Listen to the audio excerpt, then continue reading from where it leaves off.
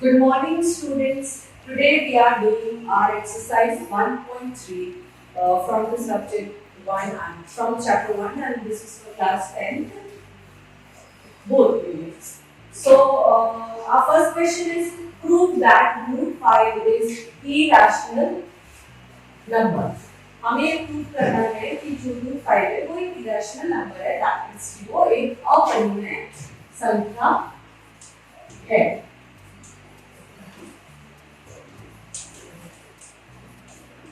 ये हमें प्रूव करना है. तो हम क्या सपोज करते हैं, हम इसका उल्टा सपोज करते हैं कि जो रूट 5 है वो एक रैशनल नंबर है. कैसा सपोज हमने किया कि root 5 is a rational number. यहाँ हमने ऐसे सपोज कर लिया कि जो रूट 5 है वो एक परिमेय संख्या है. परिमेय संख्या किस फॉर्मेट में होती है? a अपॉन b, a बटे b फॉर्मेट में होती है. अब हमने माना, हमने लिखा root 5 is equals to a upon b, जहां पर a and b are coprime numbers. a and b जो है वो को-प्राइम है, यानी कि सह-अभाज्य है.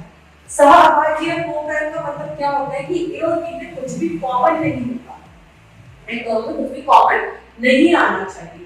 And b is not is equals to 0, और जो b है ये 0 के बराबर नहीं होना चाहिए, तभी ये एक परिमेय संख्या होगी. हमने ऐसा माना.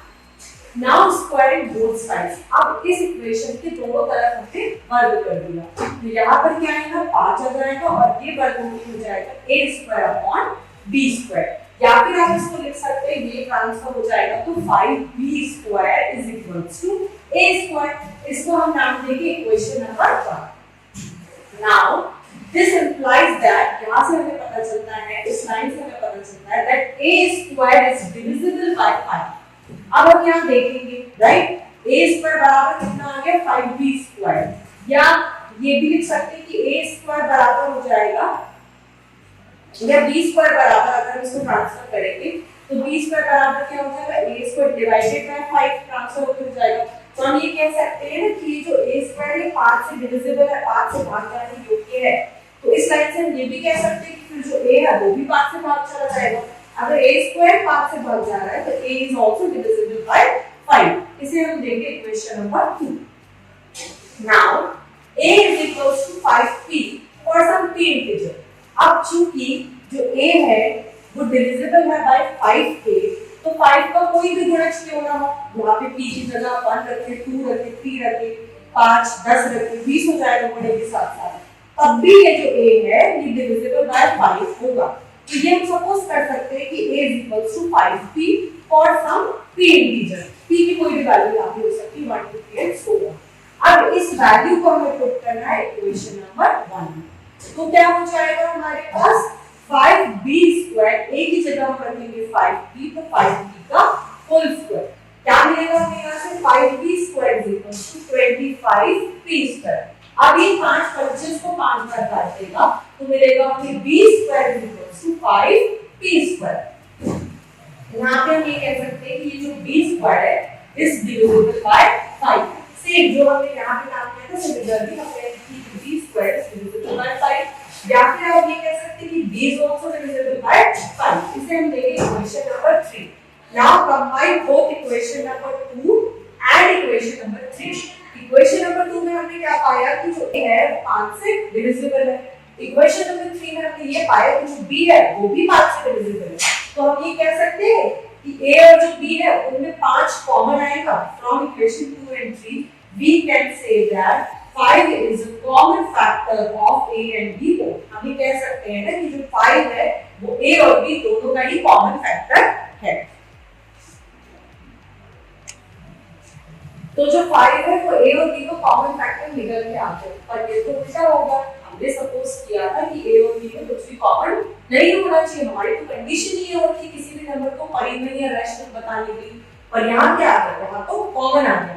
तो ये हो गया कॉन्ट्रडिक्टरी सेंटेंस. इसलिए दिस इज, आगे लिखिए, दिस इज कॉन्ट्रडिक्शन. ये उल्टा assumption हमने किया था with our supposition that a and b are co-prime. क्या हमने कहा था? with our supposition that a and b are coprime की क्या कंडीशन होती है कि ए एंड बी में कुछ भी कॉमन नहीं आना चाहिए, तो यहाँ तो कॉमन आ गया। हेंस हम कह सकते हैं क्योंकि हमने माना था रूट 5 एक रैशनल नंबर है और हमने जो माना वो तो उल्टा साबित हो गया। हेंस रूट 5 इज इरैशनल, इसलिए नंबर कैसा हो जाएगा इरैशनल यानी कि अपरिमेय।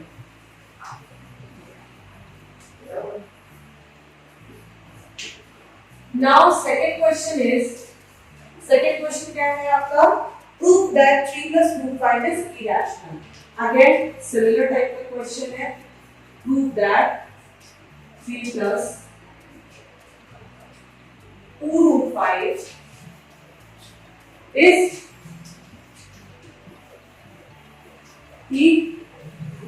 irrational। क्या करेंगे? सेम प्रोसीजर, हम पहले सपोज करेंगे कि 3 plus root 5 एक रैशनल नंबर है। Suppose contradictory that 3 plus 2 root 5 is a rational number। क्या सपोज किया हमने? that 3 plus root 5 is a rational number। now 3 plus root 5 is equals to a by b wherein b are co-current। तो क्या हो जाएगा? क्योंकि हमने इसको सपोज किया है एक रैशनल नंबर की तरह, तो 3 plus root 5 is equals to हो जाएगा हमारा a upon b where a and b are co-prime and दूसरी कंडीशन क्या होती है? b should not be equal to 0, then only this number will be a rational number। now इस 3 को इधर हम ट्रांसफर करेंगे तो क्या मिलेगा हमें? root 5 is equals to a upon b minus 3। root 5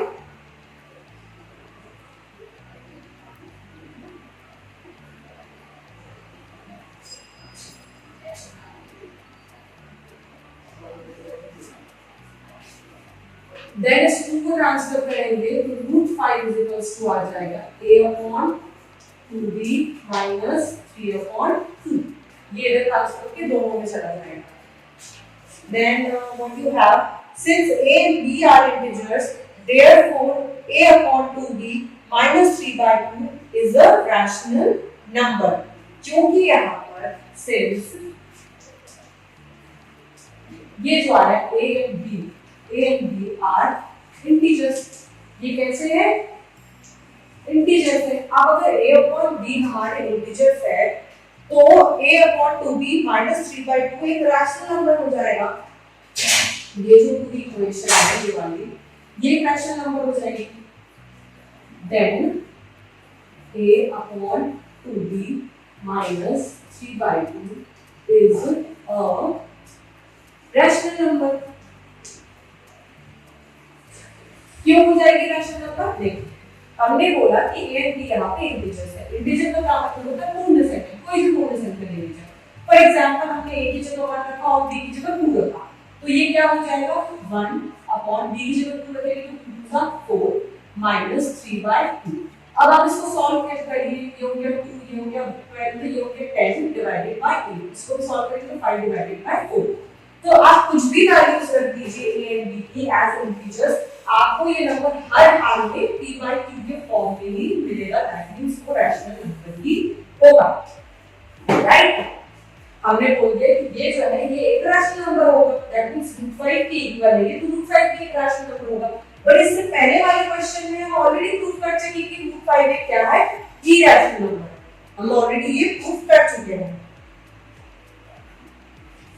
Hence, √5 इसके अकॉर्डिंगली ये एक रैशनल नंबर है, मतलब कि √5 भी रैशनल है। ये भी रैशनल नंबर होगा इस इक्वेशन के according. But √5 is an irrational number.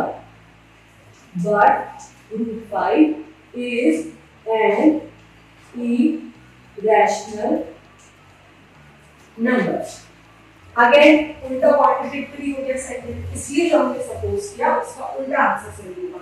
हमने सपोज किया था कि 3 + 2√5 एक रैशनल नंबर है, तो उसका उल्टा क्या सही हो जाएगा कि 3 + 2√5 एक इरेशनल नंबर है। नाउ आंसर क्या हो जाएगा यहाँ पे बच्चों आपका, this shows that our assumption is false। यहाँ से तो हमारा assumption false है। This shows that our assumption is false। यहाँ से हमारा जो assumption है वो गलत हुआ। That's why 3 + 2√5 is a irrational number। Hence 3 + 2√5 is a irrational number। That's your answer।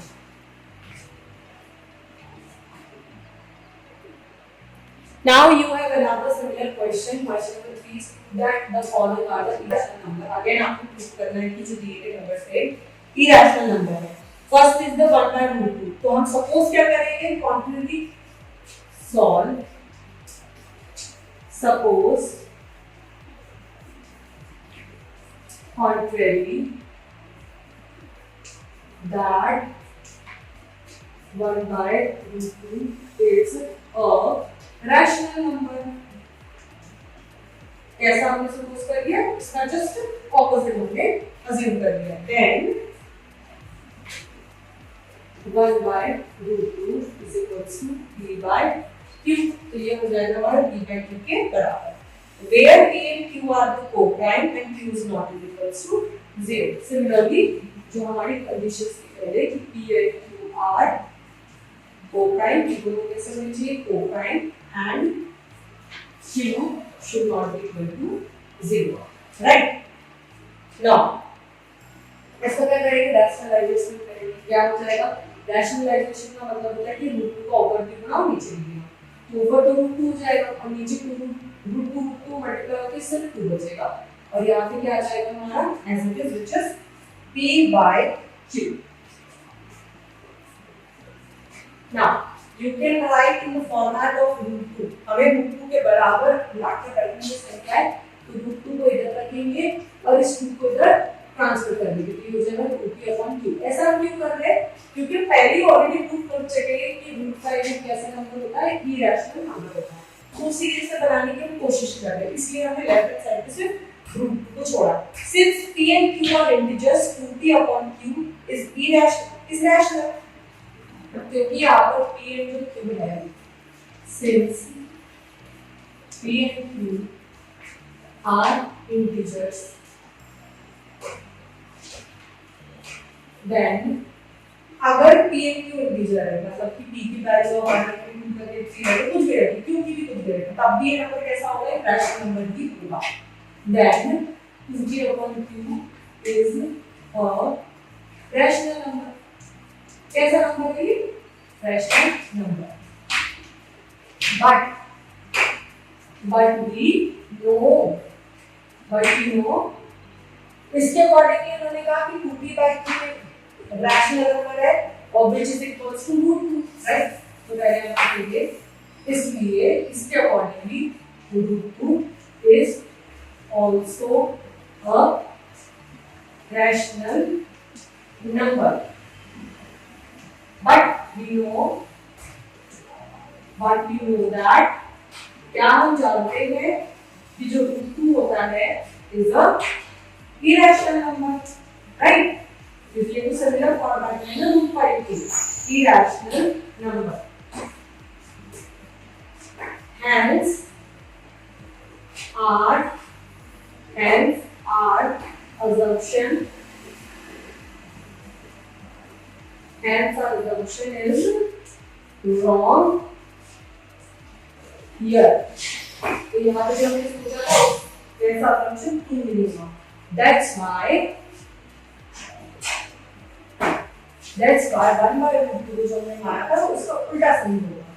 1/√2 is a irrational number. कैसा नंबर बनता है? It is a irrational number. देखिए आप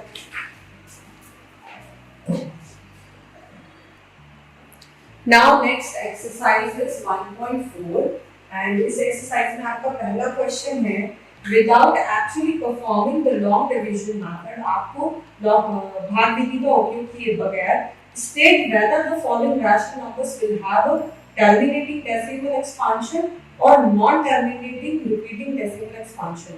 आपको बताना है कि जो दिए गए रैशनल नंबर है वो किस प्रकार के हैं, टर्मिनेटिंग है या फिर नॉन टर्मिनेटिंग है, रिपीटिंग है या फिर नॉन रिपीटिंग है।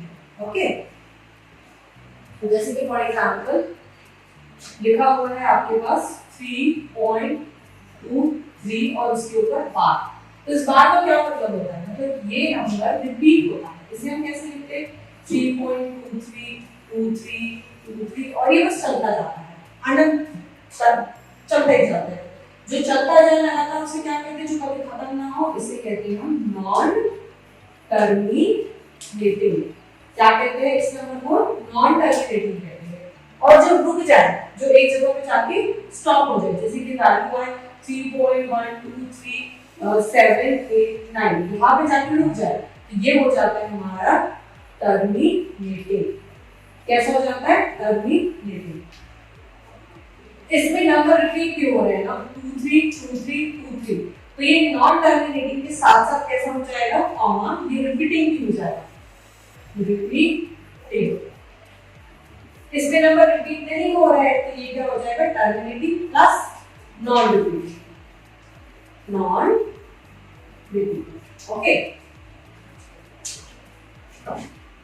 तो पहला क्वेश्चन है आपका कि आपको विदाउट लॉन्ग डिवीजन मेथड ये बताना है कि जो दिए गए आपको कुछ रैशनल नंबर्स है वो किस प्रकार के, टर्मिनेटिंग है, नॉन टर्मिनेटिंग है, रिपीटिंग है, नॉन रिपीटिंग है, सो ऑन। तो पहला है 31 डिवाइडेड बाय 3125। ये क्या? कैसे सॉल्व करते हैं क्वेश्चंस को? We know that the denominator of a rational number has no prime factor other than 2 by 5 or 4 that is expressible as a terminating decimal। Terminating decimal की कंडीशन होती है, terminating decimal की एक condition होती है। सबसे पहले तो क्या होते हैं टर्मिनेटिंग डेसिमल? क्या होते हैं टर्मिनेटिंग डेसिमल? टर्मिनेट यानी जो खत्म हो जाएगा, राइट? डेसिमल यानी पॉइंट नंबर। इनकी कंडीशन होती है कि जो डिनोमिनेटर होता है, मतलब v/q फॉर्मेट में कोई नंबर है, तो ये जो डिनोमिनेटर होता है इसके सिर्फ और सिर्फ दो ही प्राइम फैक्टर्स हो सकते हैं, या तो 2 या 5 या 2 हो जाएंगे, ये दोनों साथ में चलेंगे। अगर यही इसके प्राइम फैक्टर्स है डिनोमिनेटर के, तो ये जो पूरा हमारा रैशनल नंबर है ये टर्मिनेटिंग डेसिमल होता है। अगर नहीं हुआ ऐसा तो ये कैसा हो जाता है? नॉन टर्मिनेटिंग डेसिमल हो जाता है। ठीक है, तो हमारा काम किससे पड़ेगा? सिर्फ और सिर्फ डिनोमिनेटर से काम करेगा। अब क्योंकि मैंने प्राइम फैक्टर्स की बात की है तो हमें इस 3.25 के प्राइम फैक्टर्स भी निकालना पड़ेगा। इससे पहले कुछ थ्योरी लिखिए आप, that is we know that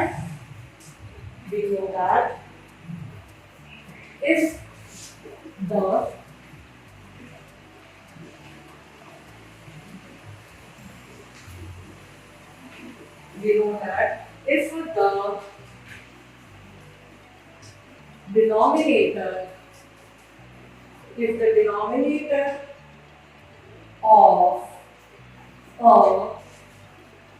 rational number, किसी भी परिमेय संख्या का जो हर होता है, जिनके बारे में बात कर रहे हैं, मतलब कि has no prime factor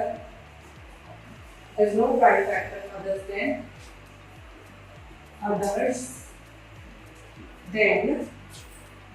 2 or 5 और 2, या तो 2 हो उसके प्राइम फैक्टर, या 5 हो, या तो फिर 2 हो। Then it is then it is expressible as, तो हम इसे क्या कहेंगे, टर्मिनेटिंग डेसिमल कहेंगे, टर्मिनेटिंग डेसिमल। अदरवाइज अगर ये कंडीशन नहीं हुई सेटिस्फाइड तो otherwise it is otherwise it is a non terminating repeating। तो कैसा हो जाएगा, ये नॉन टर्मिनेटिंग होगा, मतलब कि जो रुकेगा नहीं, साथ ही साथ कैसा होगा, रिपीटिंग होगा, रिपीट होता जाएगा, नॉन टर्मिनेटिंग रिपीटिंग। कैसे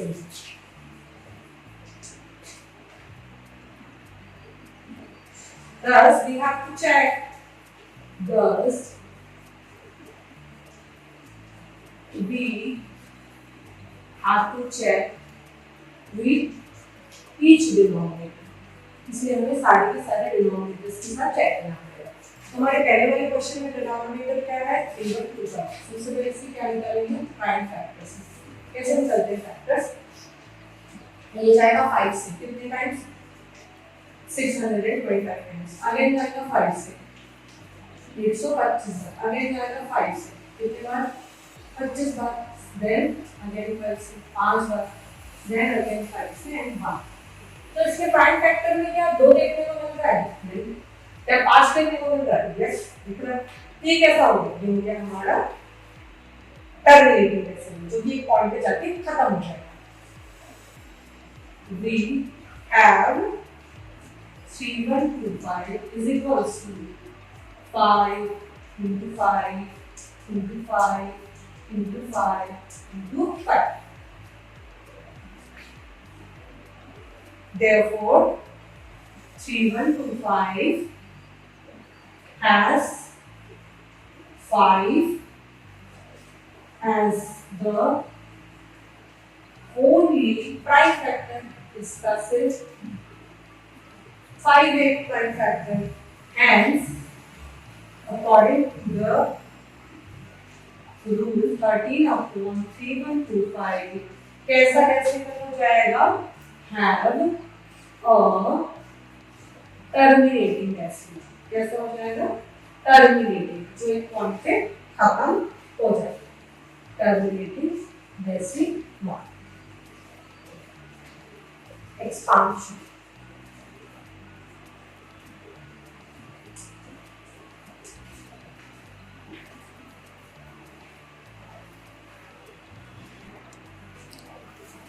now see the second one of same है, that is also terminating decimal। हम थर्ड वाले एग्जांपल लेते हैं। थर्ड क्या है, थर्ड है हमारा 64 डिवाइडेड बाय 455। तो क्या करते हैं हम, फैक्टर्स निकालते हैं इसके डिनोमिनेटर, निकालिए पॉजिटिव 5 के फैक्टर्स। सबसे पहले 5 से,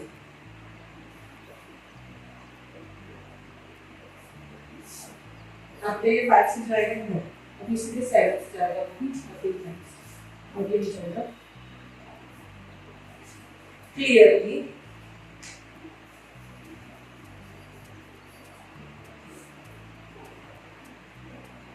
455 has prime factors।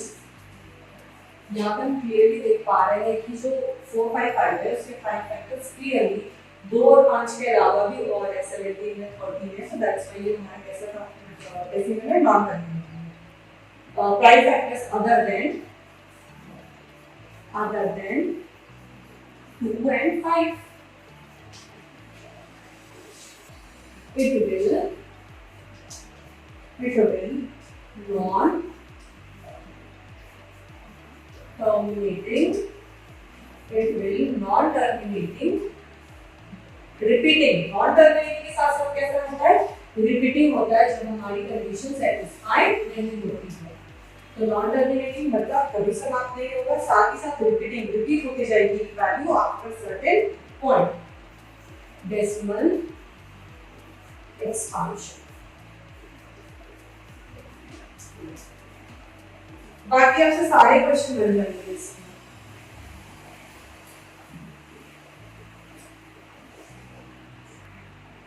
Now, question number second है write down the decimal expansion of those rational number in question number 1 above which have terminating decimal expansion. Question number 1 में जो हमारे terminating decimal expansion थे उन सभी को decimal form में हमें लिखना है। तो पहला वाला कैसा आया था? terminating आया था 13 divided by 3125। इसको हमें decimal expansion में कन्वर्ट करना है। decimal का मतलब क्या होता है? point, right? पॉइंट और पॉइंट कब लगता है? जब हम भाग लेते हैं 10 से, 100 से, 1000 से एंड सो ऑन। तो कोशिश हमें ये करनी है कि डिनोमिनेटर में हर में हम 10 बनाएं। क्या बनाएं हम? हर में 10 बनाएं। इसे हम ऐसा लिख सकते हैं 13 डिवाइडेड बाय 3 क्या होता है? 5 into 5 into 5 into 5 into 5 ये होता है 3 अब ये जो डिनोमिनेटर है इसे हमें 10 बनाने की कोशिश करनी है। 10 कब बनेगा? जब इस 5 को हम 2 से मल्टीप्लाई कर दें, इस वाले 5 को भी हम 2 से मल्टीप्लाई कर दें, सबको 10 बनाना है तो 2 into 2 into 2 into 2 5 बार 2 से मल्टीप्लाई करना पड़ेगा। 5 into 2 यहाँ पे भी 5 into 2 again 5 into 2 again 5 into 2 again 5 into 2। अब 5 बार अगर हम नीचे मल्टीप्लाई कर रहे हैं 2 का, ऊपर भी करना पड़ेगा 2 into 2 into 2 into 2 into 2। अब ऊपर वाला को मल्टीप्लाई करके हम एक साथ लिख सकते हैं। क्या होता है वो? 416। आप दोनों को मल्टीप्लाई करके देखना। नीचे भी 10-10 जब बन जाते हैं तो आसान हो जाता है हमारा पॉइंट बनाना। ये हो गया 10, एक और हो गया 10, अगेन 10, अगेन 10 एंड 10। डेसिमल बनाने के लिए ये 10 बना दिया तो काम आसान। ये हो गया 416।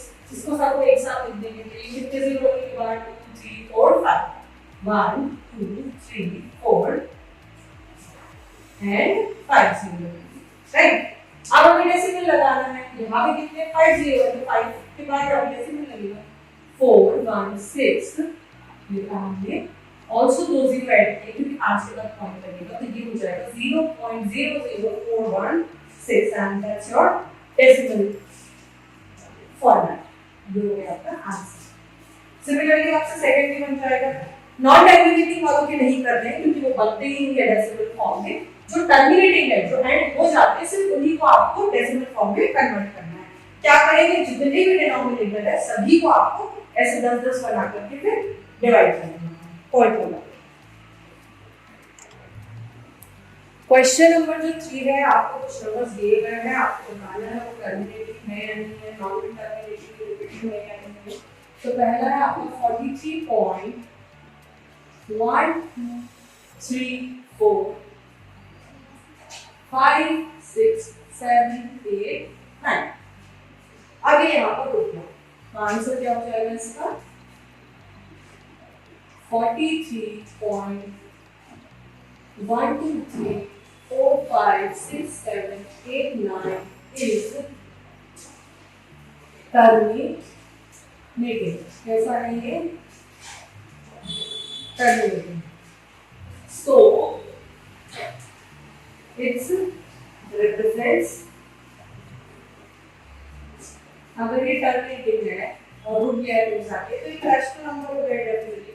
So it represents a rational number। एक भिन्न संख्या, एक परिमेय संख्या होगी,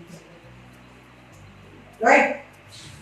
तो हम इसे कैसे लिख सकते हैं? p by q के फॉर्म में लिखने की कोशिश करेंगे, राइट? तो ये हो जाएगा 43 1 2 3 4 5 6 7 8। क्या लिख सकते हैं इसमें हम? इसे ऐसा लिख सकते हैं 4 3 1 2 3 4 5 6 7 8। जितने पॉइंट है 1 2 3 4 5 6 7 8 से जीरो लगा 1 2 3 4 5 6 7 8। ऐसा हम लिख सकते हैं क्योंकि जब ये हटाएंगे तो ये पॉइंट आ जाएगा हमारा, राइट? तो यहाँ पे जो q है ये p by q के फॉर्म में आ गया। तो q बराबर क्या है? 10 to the power 8 है। यहाँ पे उन्होंने पूछा है कि q किस फैक्टर में, तो आपको वो भी बताना है साथ ही। सिमिलरली सेकंड वाला जो है आपका दैट इज 0.00416 1 2 0 1 2 0 0 1 2 0 0 0 1 2 0 0 0 0 है सो चलते ही जा रहे हैं। तो ये तो समझ में आ गया ये हमारा कैसा है नॉन टर्मिनेटिंग। कैसा है नॉन टर्मिनेटिंग। साथ ही साथ कैसे रिपीटिंग है नो इट्स नॉट रिपीटिंग है नॉट नॉन रिपीटिंग।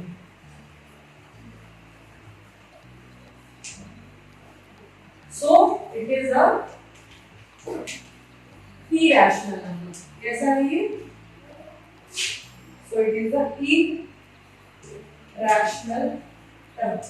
जो नंबर नॉन टर्मिनेटिंग होते साथ ही साथ नॉन रिपीटिंग होते हैं वो irrational नंबर होते हैं। थर्ड वाला जो है आपका वो कैसा लगा है ऊपर उसके बार लगा हुआ है मतलब वो बार बार रिपीट होगा राइट और बार लगा है तो चलता जाएगा। तो ये पहली बात तो नॉन टर्मिनेटिंग है प्लस साथ ही साथ क्या रिपीटिंग है क्योंकि रिपीट होता है बार को होकर बार बार रिपीट होगा। तो हम इसे t by q के फॉर्मेट में लिख सकते हैं। क्या लिखेंगे इसे हम 4 3 1 तो 4 3 1 2 4 3 1 2 3 4 5 6 4 6 और जो बार बताया हमने तो इतने ही 9 हम नीचे ऐड करेंगे। कितने हो जाएंगे 1 2 3 4 5 6 7 8 9 3 4 5 6 7 8 9 ये लिख दिया हमने इसको p by q के फॉर्म में where q is equal to क्या आ गया हमारा 9 to the power 9 और you can say you can written as 9 9 9 9 9 6 7 8 ये हो